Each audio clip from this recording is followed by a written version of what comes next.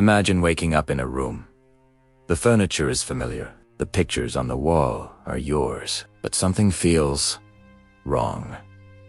You feel heavy. You feel confused. You feel like you are walking through thick, gray fog. You try to speak, but you are afraid that if you say the wrong word, the floor might collapse under you. This isn't a nightmare. This is your relationship. Emotional manipulation is not a loud scream. It isn't a punch in the face. If someone hit you, you would know you are being abused. You would call the police. But manipulation is silent. It is a poison gas. You breathe it in every day. And you don't realize you are dying until you can't breathe anymore. You start asking yourself crazy questions. Am I too sensitive? Did that actually happen? Or did I imagine it? Why do I feel guilty when I'm the one who was hurt? If you have ever asked yourself these questions, you are not crazy. You are being manipulated. You are in a game where the rules change every single day, and you are playing against a master. In this video, we are going to clear the fog. I'm going to show you the 6 signs of emotional manipulation. These are not obvious.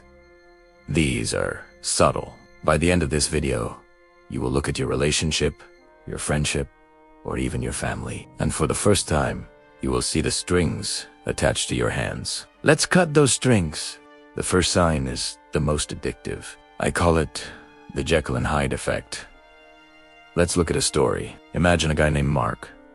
Mark meets a girl, Sarah. For the first month, Sarah's perfect. Sex says, him soulmate.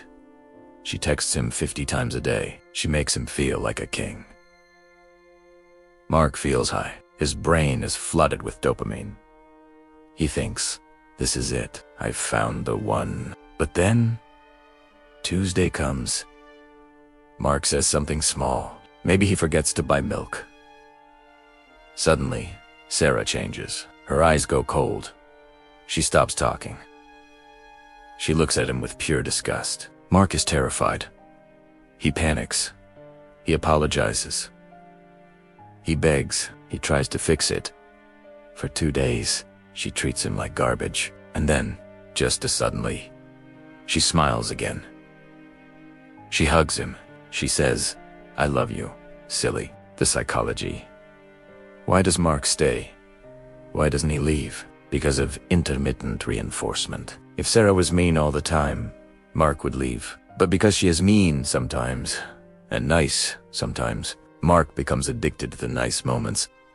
He starts walking on eggshells, trying to navigate the minefield, just to get that high back. If you feel like you are dating 2 different people, one who loves you and one who hates, you are not in love. You are in a trauma bond. Sign number 2 is the most dangerous weapon in the manipulator's arsenal. Gaslighting. This is not just lying. Lying is hiding the truth. Gaslighting is destroying your sanity. Here's how it sounds in real life. You promised you would pick me up at 7 p.m. I waited for an hour. The manipulator. I never said 7 p.m. I said 8 p.m. You always hear what you want to hear. Gosh, your memory is getting terrible lately. Stop. In that moment, you pause. You check your brain. Did he say 8? Maybe I am wrong. Maybe I am stressed deep diva. The moment you doubt your own memory, the manipulator has won. They want to become the author of your reality. They want you to rely on their brain, not yours. Eventually, it gets worse. You catch them cheating. You see the texts. They look you in the eye and say, you're crazy. That's just a work friend. You are so insecure and jealous. You are ruining this relationship. Suddenly, instead of talking about their cheating, you are apologizing for your insecurity. See what happened? They flipped the script. If you constantly feel the need to record conversations just to prove you aren't crazy, you are being gaslighted. Sign number 3 is the victim card. A master manipulator never takes responsibility. Ever. Even when they hurt you, somehow, they're the ones who end up crying. The scenario. Let's say you finally gather the courage to set a boundary. You say, please don't speak to me like that. It hurts my feelings. A healthy person would say, I'm sorry. I didn't mean to. A manipulator says, oh great, now I'm the bad guy. I do everything for you. I work 60 hours a week. My back hurts. My mother is sick. And now you are attacking me. I guess I can't do anything right. I should just disappear. The trap. Do you see the shift? You started with a legitimate grievance, but within 30 seconds, the conversation is no longer about your feelings. It is about their suffering. And what do?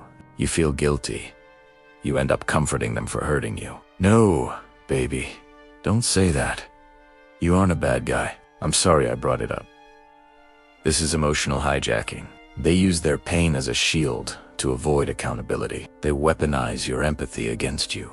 Sign number 4 is called the moving goalpost. Have you ever felt like, no matter what you do, it is never enough? That is by design. The story. Let's look at a husband and wife. The husband says, the house is messy, you never clean. So, the wife spends the entire weekend scrubbing the floors. The house is spotless. She is exhausted, but proud. She waits for him to notice. She waits for the well done. He walks in. Does he look at the floors? No. He looks at the window and says, you didn't clean the windows? They are filthy. What did you do all day? The psychology. The goal of the manipulator is not to have a clean house. The goal is to keep you running. If they let you win, if they say, good job, then you might feel good about yourself. You might gain confidence. And a confident person is hard to control, so they constantly move the goalpost. You lose weight, you're too skinny now. You got a promotion, you work too much now. You spend time with them, you have no ambition. They keep you in a state of chronic failure, so you keep working harder for their approval, and approval that will never come. Sign number 5 is triangulation. A healthy relationship is a line. Point A you, and point B them. A manipulative relationship is a triangle.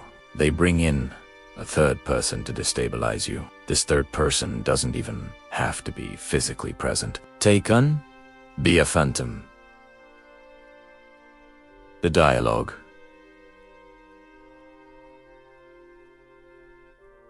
Why can't you be more like my ex-girlfriend? She never complained about my gaming.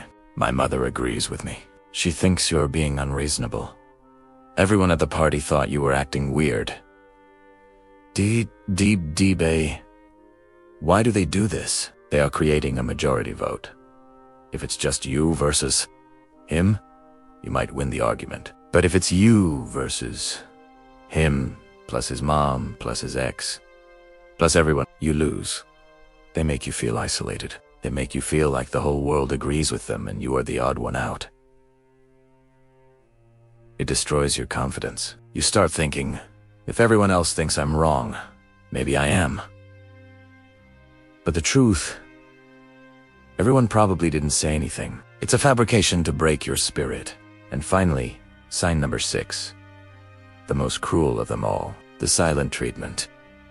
We all need space sometimes. If you are angry and say, I need an hour to cool down, that is healthy. But the silent treatment is not about space. It is about punishment. The scenario. You have a disagreement. The manipulator doesn't yell.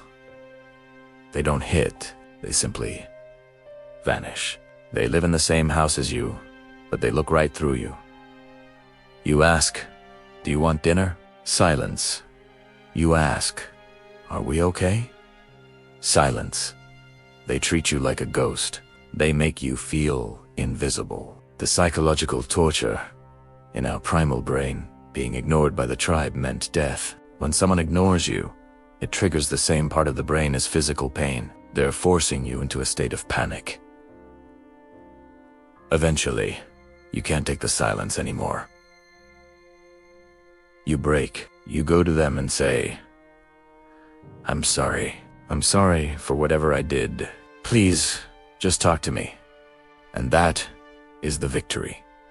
You apologized for something you didn't do, just to end the torture of their silence. They trained you like a dog. These are the 6 signs. The Jekyll and Hyde. Gaslighting. The victim card. The moving goalpost. Triangulation. And the silent treatment. If you recognize these signs, I know how you feel right now. You feel a knot in your stomach. You feel the heavy realization that the person you love is not who you thought they were. But this pain is good. This pain is your eyes opening. You cannot fight a manipulator with logic. You cannot love them into changing. The only way to win this game is to stop playing. Trust your gut. Trust your memory and realize that you deserve a love that doesn't feel like a war zone.